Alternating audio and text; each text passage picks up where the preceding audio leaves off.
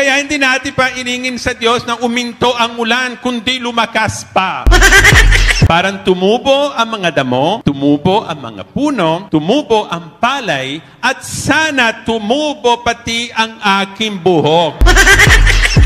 Para lang lahat ng mga kalbo dito may pag-asa. Mga kapatid, magandang gabi po sa inyong lahat.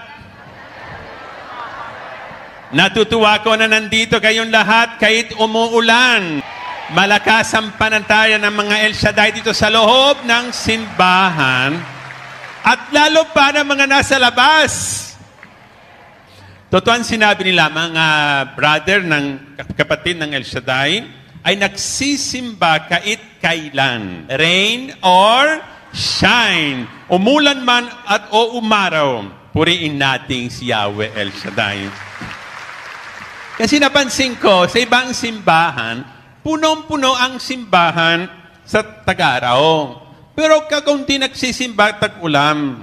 Siyempre, takot sa bagyo, takot sa lindol, takot sa tsunami. Sila hindi tunay na Katoliko. Kundi katol, pampatay ng lamok. Ang tunay na Katoliko, hindi takot sa bagyo, sa typhoon, sa tsunami, di po ba? At saka, ang bawal patak ng ulan ay isang biyaya ng Diyos. Kaya hindi natin pa iningin sa Diyos na uminto ang ulan, kundi lumakas pa. Pagkatapos ng misa. Basta walang angin. Parang tumubo ang mga damo, tumubo ang mga puno, tumubo ang palay, at sana tumubo pati ang aking buhok. Para lang lahat ng mga kalbo dito may pag-asa.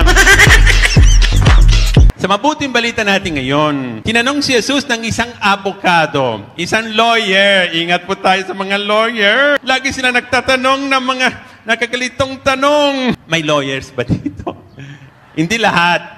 99%. Ang tanong ng lawyer, Jesus, anong dapat kong gawin upang magligtas? Sumagot si Jesus, maali mo ang inyong Diyos ng buong puso at inyong kapwa gaya ng inyong sarili. Ito'ng dapat gawin.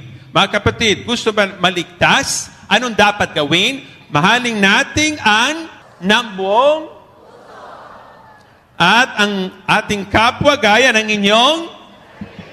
Hindi na pwede pag-iwalain ang pagmamahal sa Diyos sa pagmamahal sa kapwa. Katulad ng dalawang kaoy ng krus. Tingnan natin ang krus ni Jesus. May dalawang kaoy. Vertical at horizontal. Ang vertical na kaoy ay simbolo ng pagmamahal sa Diyos. Siyempre, nasaan ang Diyos? Nasa langit. Kaya, pag sabi ko, sa ngalan ng Ama, siyempre, yon ang pagmamahal sa Diyos. Ang kaoy na horizontal, simbolo ng pagmamahal sa kapwa. Dahil siya ay nasa tabi natin. Tuwing gumagawa natin ang tanda ng krus, tayo nang nangako na mamahin natin ng Diyos ng buong puso at ang ating kapwa gaya ng inyong sarili. Thank you, God, for everything.